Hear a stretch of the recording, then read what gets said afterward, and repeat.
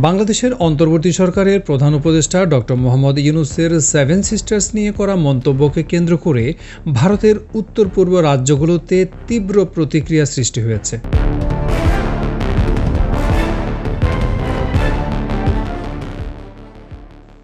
আসসালামু আলাইকুম।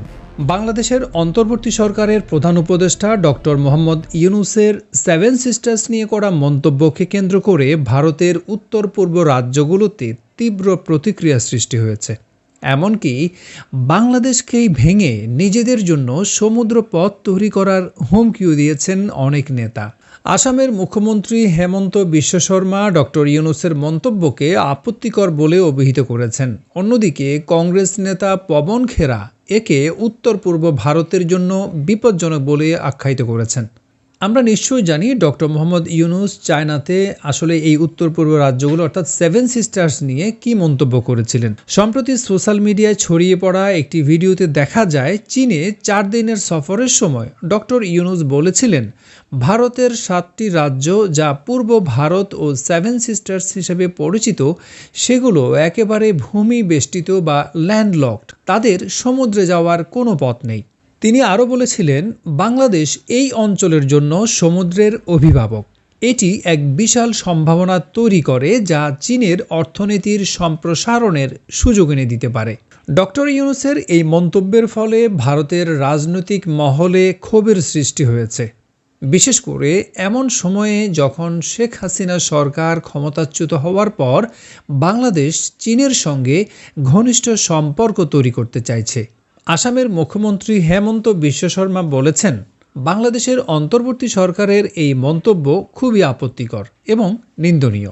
এটি ভারতের কৌশলগত চিকেন স্নেক করিডোরের দুর্বলতা নিয়ে প্রচলিত বর্ণনাকে পুনরায় উস্কে দিচ্ছে। তিনি আরও বলেন ভারতের মধ্যে এমন কিছু শক্তিও অতীতে এই সংকীর্ণ ভূখণ্ডকে বিচ্ছিন্ন করার পরামর্শ দিয়েছে যা উত্তর পূর্বকে মূল ভূখণ্ড থেকে বিচ্ছিন্ন করে ফেলতে পারে। তাই আমাদের অবশ্যই আরও শক্তিশালী রেল ও সড়ক যোগাযোগ ব্যবস্থা গড়ে তোলা উচিত। বিশেষ করে চিকেন স্নেক করিডোরকে বাইপাস করার মতো নতুন রুট তৈরি করতে হবে। এদিকে ত্রিপুরা মথা দলের প্রধান প্রদত্ত মাণিক্য বলেন ভারতকে এখনই সমুদ্র পথে নিজস্ব সংযোগ তৈরি করতে হবে যাতে বাংলাদেশ নির্ভরতা কমানো যায়। 1947 সালে ভারতীয় ইউনিয়নের সঙ্গে যুক্ত হওয়ার ইচ্ছা থাকলেও চট্টগ্রাম বন্দর আমাদের হাতছাড়া হয়েছে। এখন এই অস্থায়ী সরকার সমুদ্রের অভিভাবক হওয়ার দাবি করছে, যা হাস্যকর।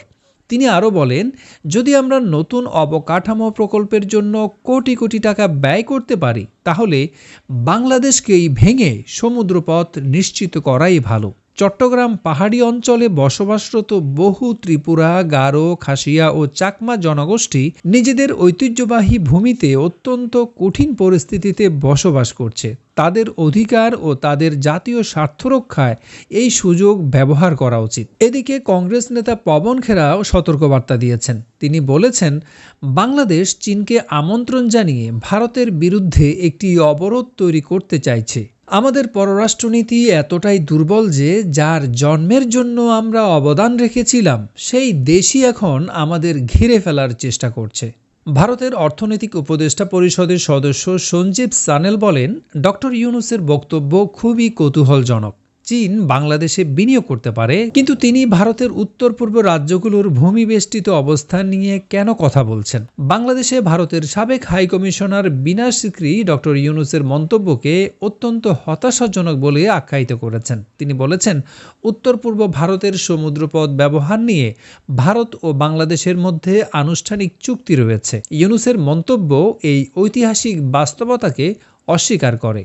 ভারত বাংলাদেশ সম্পর্ক নানা কারণে টানাপোড়েনের মধ্যে রয়েছে। শেখ হাসিনা সরকার ক্ষমতাচ্যুত হওয়ার পর বাংলাদেশ ভারত কূটনৈতিক সম্পর্কে অবনতি দেখা দিয়েছে। এদিকে ভারতের প্রধানমন্ত্রী নরেন্দ্র মোদী গত 26 মার্চ বাংলাদেশের স্বাধীনতা দিবসে ডক্টর ইউনূসকে একটি বার্তা পাঠিয়ে দুই দেশের অংশীদারিত্ব জোরদারের প্রতিশ্রুতি দিয়েছেন। তবে ডক্টর ইউনূসের এই মন্তব্য সেই কূটনৈতিক প্রচেষ্টাকে নতুন চ্যালেঞ্জের মুখে ফেলেছে বলেই মনে করছে ভারত সংশ্লিষ্টরা। প্রিয় দর্শক, আপনি কি মনে করেন ডক্টর ইউনূসের এই মন্তব্য ভারত বাংলাদেশ সম্পর্কে কতটুকু প্রভাব ফেলবে? জানিয়ে দিন আপনার গুরুত্বপূর্ণ মতামত।